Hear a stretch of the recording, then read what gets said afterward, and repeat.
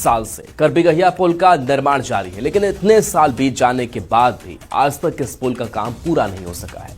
पुल का निर्माण जब शुरू हुआ था तो इसकी अनुमानित लागत 121 करोड़ रखी गई थी, लेकिन इसके डिजाइन में बदलाव की वजह से इसकी लागत बढ़कर 292 करोड़ हो गई है। वैसे तो इस पुल का निर्माण कार्य पूरा होने का लक्ष्य जून 2026 में रखा गया है, लेकिन जानकारी के मुताबिक करबिगहिया गोलंबर से कंकड़बाग की तरफ अप्रोच रोड का डिजाइन बनाना और जमीन अधिग्रहण का काम बाकी है। ऐसे में जून 2026 तक बनकर पूरा होगा, ये तो समय ही बताएगा। पटना में एक ऐसा पुल बन रहा है जिसे अनोखा पुल कहा जा रहा है। अनोखा इसलिए क्योंकि पिछले 10 सालों से लगातार काम जारी है, बावजूद इसके अभी तक ये पुल फाइनल नहीं हो पाया है। हम बात कर रहे हैं करबिगहिया के पास बन रहे एक महत्वपूर्ण पुल की, जो पिछले 10 वर्षों से काम लगातार जारी है। न्यू करबिगहिया गोलंबर वाले प्रोजेक्ट का काम 10 सालों से चल रहा है। अभी मीठापुर की ओर से उतरने वाला रैंप बन रहा है। करबिगहिया स्टेशन के सामने पिलर बनकर खड़े हैं। अब इसे कंकड़बाग एलिवेटेड रोड से जोड़ने की योजना बनाई गई है, लेकिन डिजाइन अब तक फाइनल नहीं हो सका है। पुल का निर्माण लगातार जारी है और अगर हम माने आंकड़ों की तो इस पुल के निर्माण में 121 करोड़ रुपए खर्च होनी थी, लेकिन डिजाइन में बदलाव की वजह से इसे बढ़ाकर 292 करोड़ कर दी गई है। अब इसका निर्माण कार्य जून 2026 में पूरा करने का लक्ष्य रखा गया है। नए जो रूट चार्ट हैं वो तैयार किए गए हैं, यानी कंकड़बाग से इसे जोड़ा जाएगा और अभी ये पुल बन ही रहा है। हालांकि लक्ष्य रखा गया है कि जून 2026 में इसे तैयार कर दिया जाएगा और लोगों को जाम से निजात मिलेगा। कैमरामैन मनीष जुनेजा के साथ विनीता मिश्रा, न्यूज़ 18 पटना। अब बिना डिजाइन वाले इस पुल के बारे में भी कुछ समझ लीजिए। न्यू करबिगहिया गोलंबर को कंकड़बाग से ये पुल जोड़ता है। इसके साथ साथ पुल का शिलान्यास जो है वो हो चुका है, वक्त भी काफी लंबा बीत चुका है, पिलर भी बनकर तैयार है। इसके बाद पुल का अब तक डिजाइन ही फाइनल नहीं हुआ है। बता दें कि 121 करोड़ थी इस की पूरी लागत। डिजाइन बदलने से अब 292 करोड़ इसकी लागत हो चली है। जून 2026 तक निर्माण का लक्ष्य रखा गया है। अब चूंकि अप्रोच रोड का डिजाइन बाकी है, जमीन अधिग्रहण का काम भी बाकी है, तो ऐसे में कहना भी मुश्किल होगा कि क्या जो लक्ष्य जून 2026 तक का रखा गया है क्या वो भी पूरा हो पाएगा। चले बढ़ते आगे। दिल्ली में आज कांग्रेस की रैली है। दिल्ली में कांग्रेस की हुंकार रैली है। रामलीला मैदान में शक्ति प्रदर्शन होगा। वोटर लिस्ट में गड़बड़ी का आरोप कांग्रेस की तरफ से लगातार लगाया जा रहा है। वोट चोरी के खिलाफ यह हल्ला बोल है। बिहार कांग्रेस के नेता भी इस रैली में शामिल होंगे। तो रामलीला मैदान में यह रैली कांग्रेस की तरफ से वोटर लिस्ट में गड़बड़ी का आरोप, वोट चोरी के खिलाफ हल्ला बोल और बिहार कांग्रेस के नेता भी इसमें शामिल होने जा रहे हैं। तो एक शक्ति प्रदर्शन का मौका कांग्रेस के लिए, लेकिन कांग्रेस जो मुद्दे उठा रही है उस मुद्दे पर उसने भी देखा है कि वो मुद्दे कैसे खुद साबित हुए हैं। देखना होगा कि इस रैली का असर कितना कांग्रेस के लिए। तो आज एसआईआर के मुद्दे को लेकर दिल्ली के रामलीला मैदान में कांग्रेस शक्ति प्रदर्शन करने जा रही है। उससे पहले बीजेपी ने कांग्रेस पर बड़ा प्रहार किया। अजय आलोक ने कहा कि कांग्रेस रैली क्या करेगी, कांग्रेस पहले ही भाग गई है। उन्हीं के नेता लोग कह रहे हैं कि एसआईआर का कोई मतलब नहीं। अरे कांग्रेस क्या रैली करेगी एसआईआर पे? कांग्रेस को तो पहले ही भाग गए। उन्हीं के नेता लोग कह रहे हैं कि एसआईआर का कोई मतलब नहीं है। उनके पूर्व कानून मंत्री कह रहे हैं। कुछ तो सीखे कांग्रेस पार्टी। सुपारी लेके आया ये राहुल गांधी, पूरी की पूरी कांग्रेस को समाप्त करके ही मानेंगे। तो दिल्ली में आज राहुल गांधी बड़ी रैली को संबोधित करने जा रहे हैं। उससे पहले ही देश में सियासी घमासान मच गया है। केंद्रीय मंत्री गिरिराज सिंह ने रैली को लेकर कांग्रेस पर बड़ा बयान दिया। कहा कि जो खुद 70 साल तक चोरी करते रहे, कांग्रेस ने वोट ही चोरी किया, दूसरा कुछ काम किया ही नहीं। जो खुद चोरी करते रहा 70 साल तक कांग्रेस ने वोट ही चोरी किया, दूसरा कोई काम किया? चोरों को सारे नजर आते हैं चोर। इधर बीजेपी के अध्यक्ष दिलीप जायसवाल ने कहा कि दिल्ली में कांग्रेस की रैली पर निशाना साधा और कहा कि कांग्रेस और राहुल गांधी थ्रेटोलॉजी कर रहे हैं। बिहार की जनता ने एसआईआर को स्वीकारा है और वोट चोरी के आरोपों को पूरी तरह से बकवास साबित कर दिया है। बिहार के चुनाव में के पहले एसआईआर की शुरुआत हुई और बिहार पहला राज्य है जहां पर कि एसआईआर यानी मतदाता सूची का शुद्धिकरण हुआ। तो क्या बिहार के 7 करोड़ से ज्यादा मतदाता बेवकूफ हैं क्या? बिहार ने पूरे देश को संदेश दिया है, ज्ञान दिया है कि मतदाता सूची का शुद्धिकरण आवश्यक है। तो जब 7 करोड़ से ज्यादा मतदाता ने पहला जहां से एसआईआर शुरू हुआ और उसके पक्ष में और बाद में मतदान करने का काम किया, तो ये विपक्ष थ्रेटोलॉजी कर रहे हैं। जबरदस्ती राजनीति करना कोई काम नहीं है विपक्ष के पास। देश की जनता समझ रही है और देश की जनता इसीलिए इनको जो है नकारने का काम कर रही है। शराबबंदी वाले बिहार में शराब तस्करों के हौसले कितने बुलंद हैं, इसका जीता जागता उदाहरण देखने को मिला है औरंगाबाद में, जहां एक शराब तस्कर के डर से एक परिवार पिछले 52 दिनों से अपना घर छोड़कर दर दर भटकने को मजबूर है।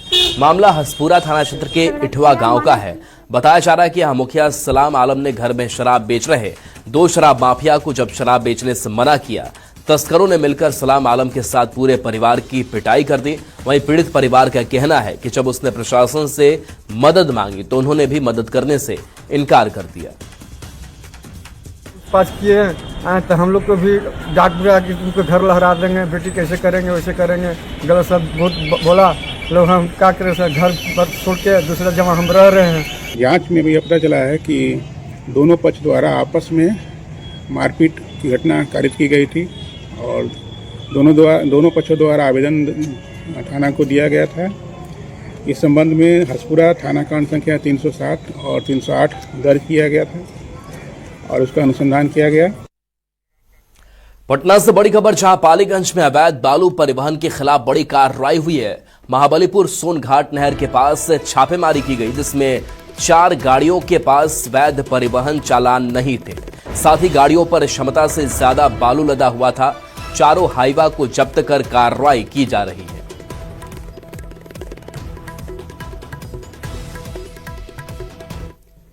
महाबलीपुर के पास सोन नहर घाट के पास अवैध बालू का परिवहन किया जा रहा है। इसकी सूचना तुरंत माइनिंग पदाधिकारी को दी गई तथा एक संयुक्त धावा दल का गठन किया गया तथा उक्त जगह पर छापेमारी की गई। तो वहां पाया गया कि 4 12 चक्का वाले हाईवा ट्रक लोडेड हैं, जिसके ड्राइवर फरार हैं। उस पर कोई चालान नहीं पाया गया तथा बालू पानी से भरा हुआ था, ओवरलोडेड था। उसकी विधिवत जब्ती की गई तथा बीएनएस एवं मिनरल्स एक्ट के विभिन्न धाराओं के तहत चालक तथा मालिक के विरुद्ध प्राथमिकी दर्ज की गई एवं अग्रतर कार्रवाई की जा रही है। मोतिहारी के संग्रामपुर में अवैध रूप से चल रहे नर्सिंग होम और अल्ट्रासाउंड केंद्र पर स्वास्थ्य विभाग की टीम ने बड़ी कार्रवाई की है। सूचना के आधार पर जब पीएससी अधिकारी पंकज कुमार फर्जी नर्सिंग होम जांच के लिए पहुंचे तो हड़कंप मच गया। स्वास्थ्य विभाग की टीम को देखते ही फर्जी नर्सिंग होम संचालक मौके से फरार हो गया। यह न तो डिग्रीधारी डॉक्टर है, न ही स्टाफ, जिसके बाद नर्सिंग होम को सील कर आगे की कार्रवाई शुरू कर दी गई है।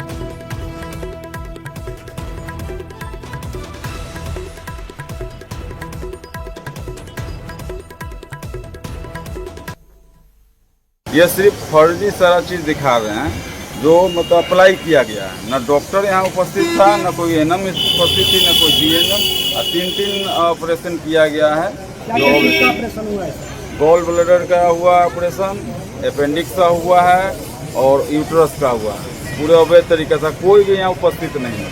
हम इसे रिपोर्ट तैयार करके अपने सीनियर को हम भेज देंगे। सर सील नहीं किया जा रहा है अभी नहीं किया जाए, कुछ टेक्निकल कारण के। आरा से बड़ी खबर है कि नौतन में गरीबों को मुफ्त दिए जाने वाले राशन के रखरखाव में बड़ी लापरवाही सामने आई है। नौतन प्रखंड मुख्यालय स्थित बिहार राज्य खाद्यान्न निगम लिमिटेड गोदाम में निरीक्षण के दौरान भारी कुव्यवस्था और लापरवाही सामने आई। जांच के दौरान चावल में बड़ी मात्रा में मिट्टी और रेत मिला हुआ देखने को मिला। वहीं साफ सफाई भी बदतर स्थिति में थी, जिसके बाद गोदाम संचालक को 1 हफ्ते का समय दिया गया है। जांच अधिकारी ने चेतावनी देते हुए कहा है कि अगर 1 हफ्ते के अंदर व्यवस्थाओं में सुधार नहीं आता है तो कार्रवाई की जाएगी। ना मिला कि जहाँ से राशन उठता है उसी राशन पे लोगों ने का थूकना और पीत फेंकना, गुटखा पान खा के, और जर्जर परिस्थिति भी उसका है। मुआयना किए तो ये चीज़ पाया गया कि सत्य है, और जब पाया गया तो इसमें उनका जो ऑपरेटर है उनको कहा गया है कि इसमें सुधार करें। वो 1 सप्ताह के टाइम मांगे हैं, अगर सुधार नहीं होता है तो आगे आगे कार्रवाई की जाएगी इनके। भागलपुर में चोरों को भगवान के घर को भी चोरों ने नहीं छोड़ा। जगदीशपुर थाना क्षेत्र के पुरैनी गांव में स्थित एक शिव मंदिर में देर रात तक चोरों ने दान पेटी का ताला तोड़कर 60 से 70 हजार रुपए की चोरी कर ली। साथ ही मंदिर में रखे चांदी और पीतल के सामान को भी चोरी कर ले गए। चोरी की खबर तब लगी जब सुबह गांव के लोग मंदिर में पूजा करने गए, जिसके बाद लोगों ने थाने में मामले की शिकायत दर्ज करवाई। पुलिस फिलहाल चोरों की तलाश में जुटी हुई है। देर रात वही 3 बजे के करीब लमसम 50-60 हजार रुपए की चोरी हुई है, जिसमें कि 30 भर के लमसम मान सकते हैं कि एक सांप था नाग जो शिवलिंग के ऊपर में रहता है, और साथ ही साथ जितने भी दिया हो गया, पीतल का घंटा हो गया, अनेक वस्तुएं यहाँ से चोरी हुई है। सीतामढ़ी का रिंग रोड बाईपास सड़क के निर्माण का रास्ता अब साफ हो गया है। डीएम ने मुख्यमंत्री समग्र विकास योजना से सड़क निर्माण कार्य को पूरा करने के आदेश जारी किए हैं। पिछले 2 दशक से ये सड़क जर्जर हालत में है। सड़क की बदहाली की वजह से कई लोगों की हादसों में जान भी जा चुकी है। सीतामढ़ी शहर का यह रिंग बांध बाईपास सड़क है, जिस सड़क का अब भाग उदय होने वाला है। पिछले 2 दशकों से इस सड़क की जर्जर स्थिति की वजह से आम लोगों को भारी परेशानियों का सामना करना पड़ रहा था, और आए दिन यहाँ पर दुर्घटनाएं हो रही थी और लोगों की उसमें जान भी जा रही थी। अब आपको तस्वीरों के जरिए दिखाने की कोशिश करते हैं कि यह बाईपास जो सड़क है वह तकरीबन 3 किलोमीटर लंबा है, और इसके निर्माण पूरा हो जाने के बाद जो शहर है उसको जाम से पूरी तरीके से मुक्ति मिल जाएगी। अब सीतामढ़ी के जिलाधिकारी ने इस मामले को गंभीरता रूप से लिया है और इस सड़क के नव निर्माण को लेकर निर्देश जारी किए हैं। आप तस्वीरों के जरिए देख सकते हैं सड़क की स्थिति क्या है, पूरी तरीके से खस्ताहाल स्थिति है, और यह सड़क का नव निर्माण का मुद्दा विधानसभा में भी चुनावी मुद्दा बन गया था। तो आप तस्वीरों के जरिए देख सकते हैं सीतामढ़ी का यह बाईपास से रिंग बांध सड़क है, जिसके निर्माण कार्य अगर पूरा हो जाता है तो शहर को जाम से न सिर्फ मुक्ति मिलेगी बल्कि आवागमन के लिहाज से भी देखा जाए तो आम लोगों को भारी सहूलियत महसूस होगी। राकेश रंजन, न्यूज 18 सीतामढ़ी।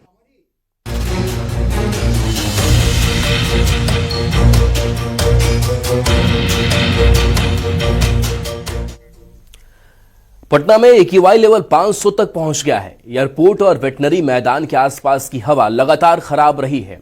पटना की हवा सिर्फ खराब नहीं बल्कि जहरीली हो गई है। ज्यादा जानकारी दे रही हैं संवाददाता विनीता मिश्रा।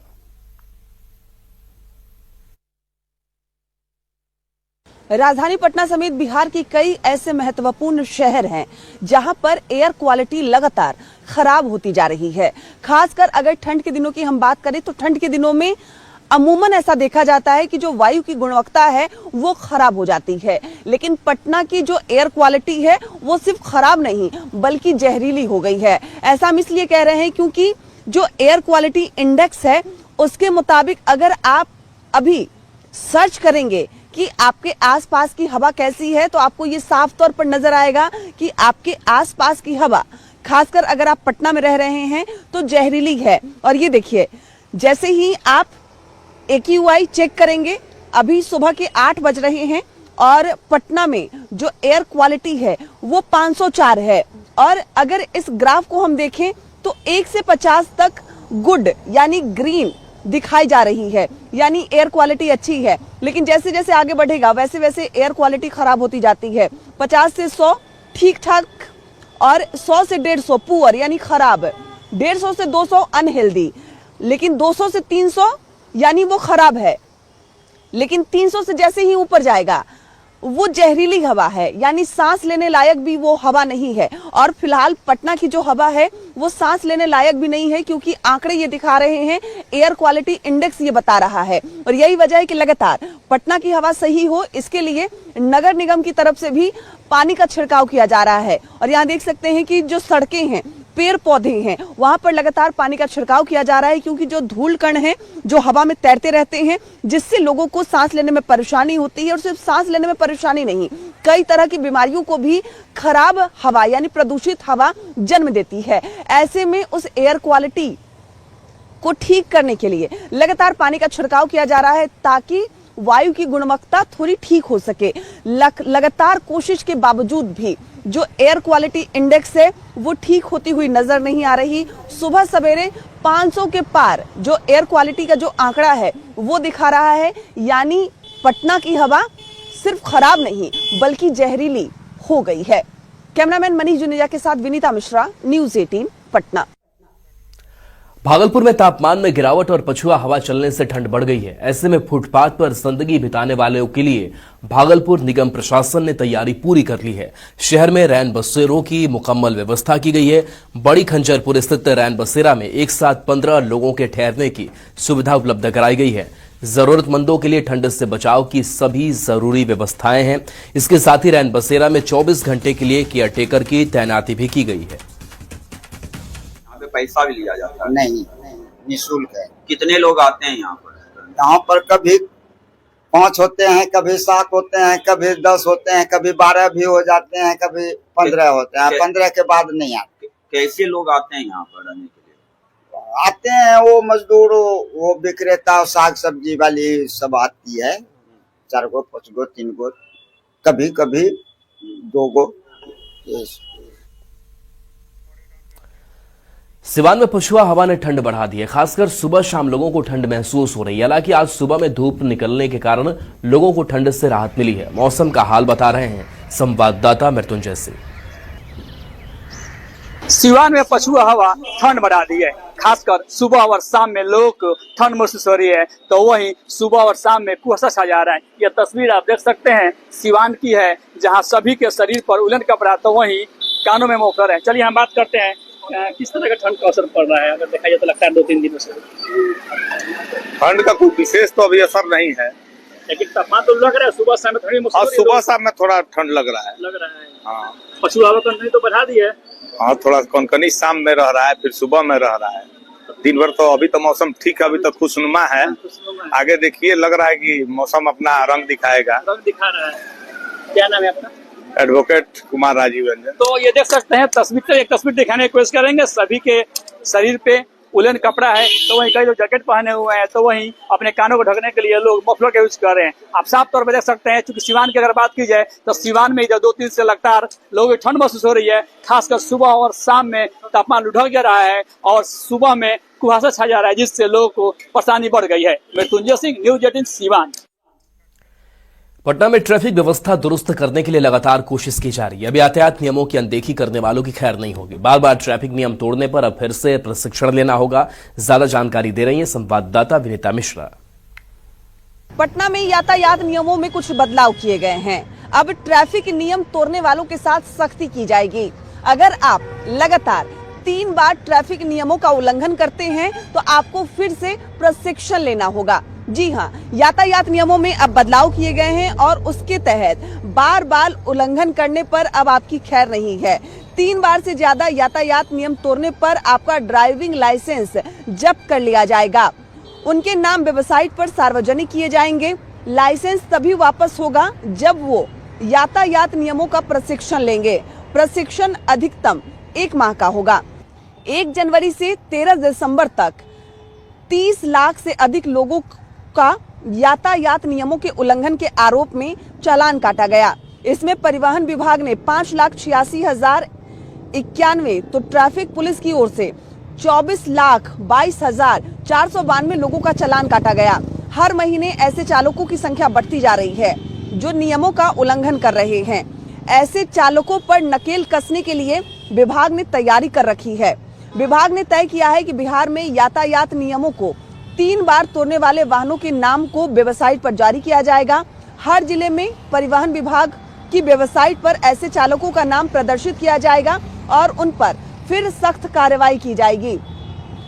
और अगर बात करें कि किस तरीके का जो उल्लंघन है, तो ओवरलोडिंग यानी तेज गति का वाहन, सिग्नल यानी रेड लाइट को पार कर जाना, बिना हेलमेट के गाड़ी चलाना, बिना सीट बेल्ट के गाड़ी चलाना, ये तमाम ऐसे नियम है। अगर आप इन नियमों की अनदेखी करते हैं, बिहार में आप कहीं भी रह रहे हो, तो आप पर अब जो यातायात विभाग है वो सख्त होगा और उसके मद्देनजर आप पर कार्रवाई भी की जाएगी। लगातार यातायात नियमों का आप उल्लंघन करेंगे तो आपको गाड़ी चलाने योग्य नहीं माना जाएगा और उसके बाद आप गाड़ी भी नहीं चला पाएंगे। कैमरामैन मनीष जुनेजा के साथ विनीता मिश्रा, न्यूज़ 18 पटना।